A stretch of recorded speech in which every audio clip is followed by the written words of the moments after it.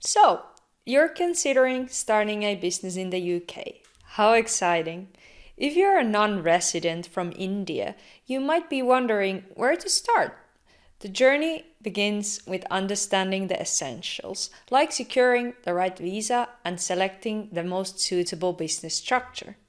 In this video, I'll guide you through the crucial steps to set up your business in the UK with a special focus on what's important for Indians who are not UK residents. By the end, you'll know better how to navigate the process, avoid common pitfalls, and get your UK business off the ground smoothly. But if you want to make setting up your business even easier, avoid the headaches, and get it done right for the first time, I suggest taking a look at firstformations.co.uk. They are the top company formation agent in the UK with over 1 million satisfied customers since 2014. They can help you register your company in as little as 24 hours, and they provide essential services like business address options and compliance support. They even offer a special package for non-residents who wish to set up UK limited company. I have shared a link to their website in the description. It's an affiliate link, which means that if you use my link, I will earn a small commission at no extra cost to you. This helps me to support my channel. Thank you. And now, let's dive in. If you are a non-resident looking to start a business in the UK, there are a few extra steps you'll need to take. To make it clear from the start, as a non-resident from India, you can set up a limited company in the UK without a visa or traveling to the UK. The whole setup process can be done online. However, if you plan to move to the UK to manage your business, securing the right visa is crucial. Have you heard, for example, of the Innovator visa? It's a good option if you want to set up and run an innovative business in the UK. So, let's chat a bit more about the visa you will need. If you're from India and thinking about starting an innovative business in the UK, the Innovator Founder visa could be the great fit. But here's the thing.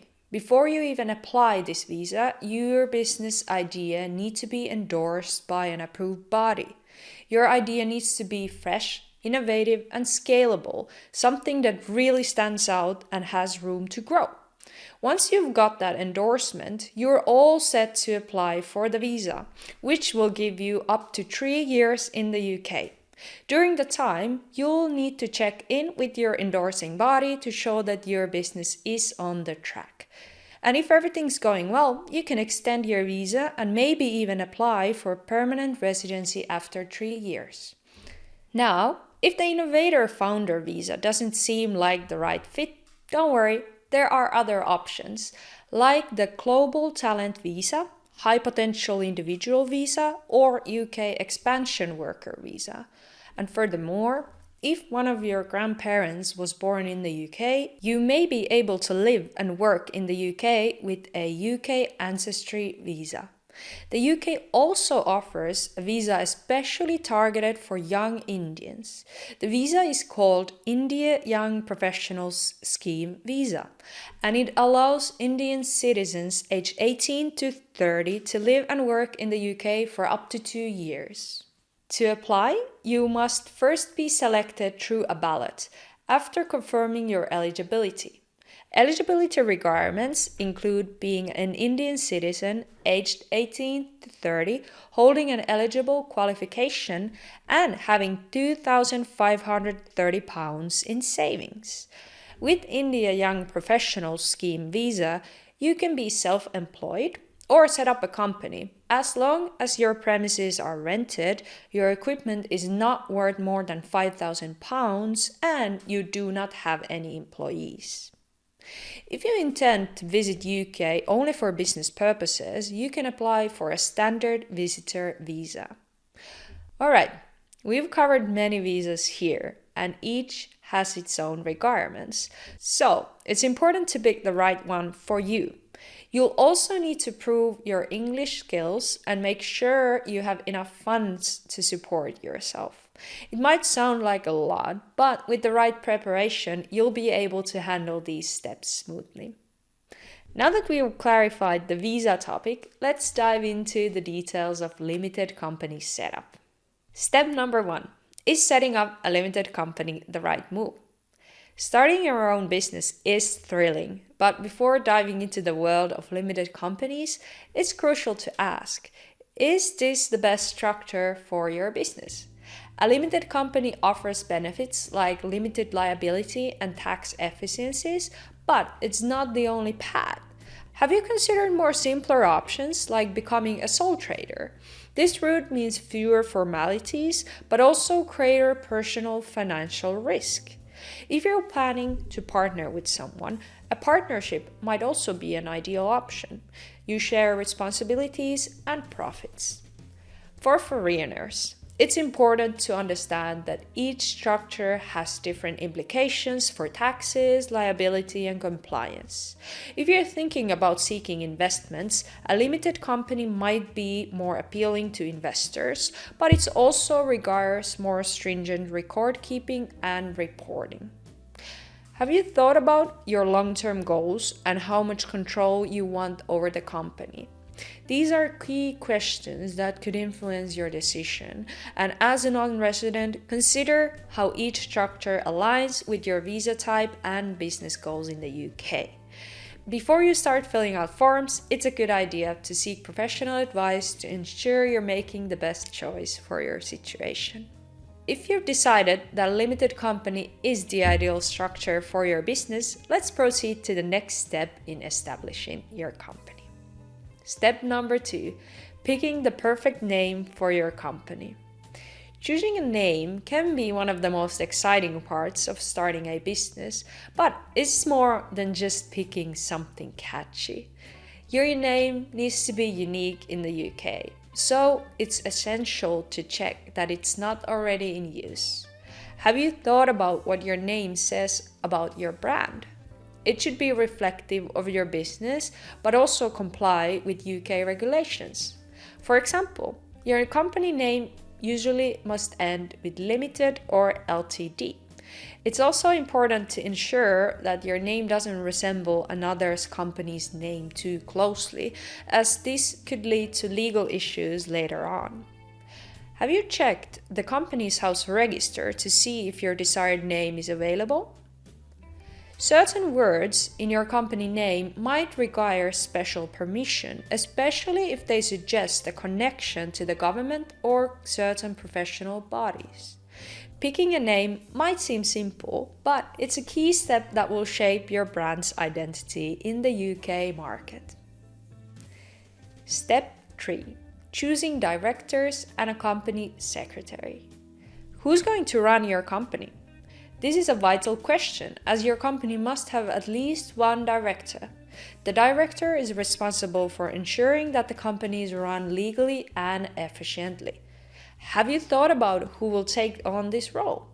It could be you, or perhaps a trusted partner. Directors need to be at least 16 years old, and they don't need to live in the UK, but the company must have a registered office in the UK. As a foreigner, this means you can be a director from your home country, but you will need to sort out a UK address for official correspondence. What about appointing a company secretary? While it's not mandatory, having one can be helpful to handle administrative tasks.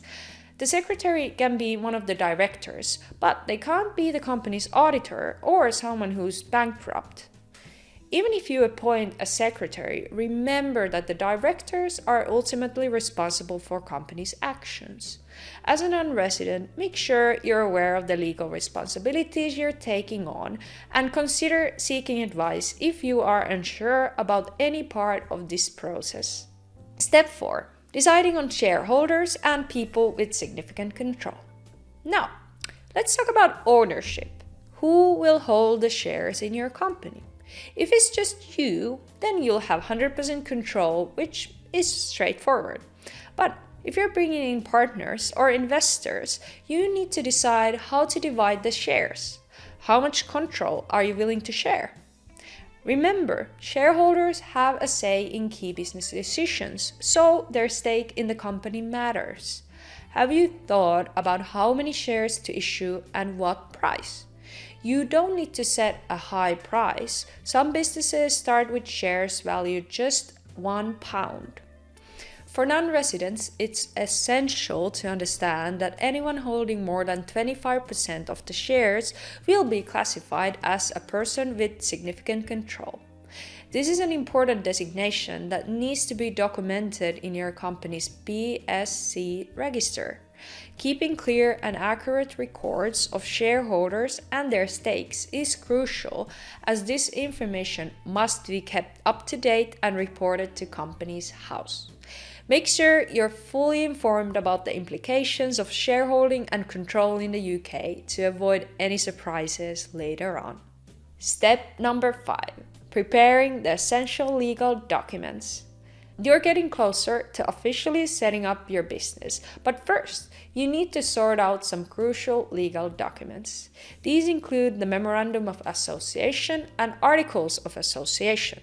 The Memorandum of Association is a simple legal statement where all initial shareholders agree to form the company. If you're registering online, this document will be automatically created, so there's no need to worry about that. The Articles of Association, however, are a bit more detailed. These set out the rules for how your company will be run.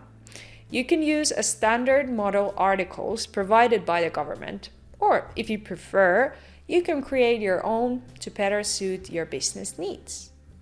Consider seeking legal advice to ensure your documents are compliant and reflect the specific needs of your business. Step 6. Keeping your company's records in order. Running a business involves more than just making sales. You need to keep meticulous records too. This includes information about the company itself, such as details on directors, shareholders, and major decisions made by the company. Have you thought about how you'll organize all this information? It's not just about filing paperwork.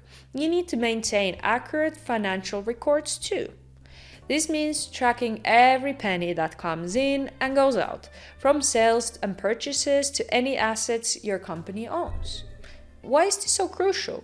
Because if His Majesty's Revenue and Customs decides to audit your company, they'll expect everything to be in perfect order. It is important to have a reliable system in place to manage your company's records, especially if you're not physically present in the UK.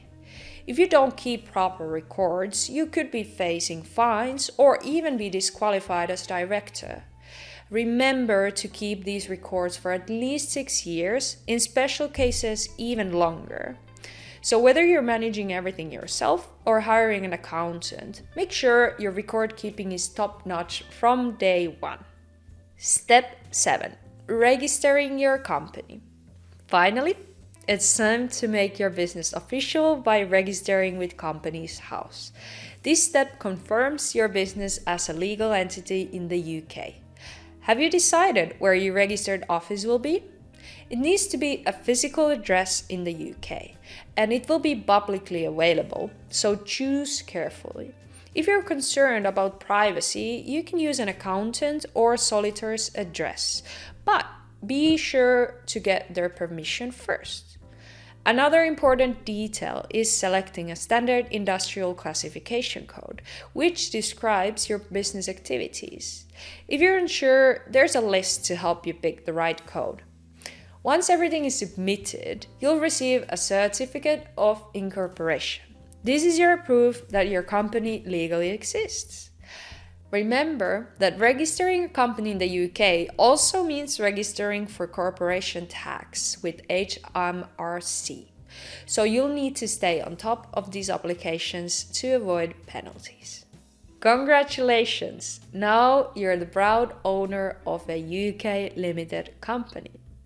Starting a business in the UK from India might seem challenging, but with the right steps, it's absolutely doable. Stay focused, follow the guidelines, and soon you will be on your way to building something great. And remember, if you're looking to simplify the setup process, consider using First Formations. They offer a package for non-residents who wish to set up a UK limited company. The registration process is fully online and you will save more than £400 compared to buying the items in the package individually. You will find link to their website down in the description of this video. I hope this video was helpful and I wish you all the best luck with your business journey. Thank you and see you in the next video. Bye!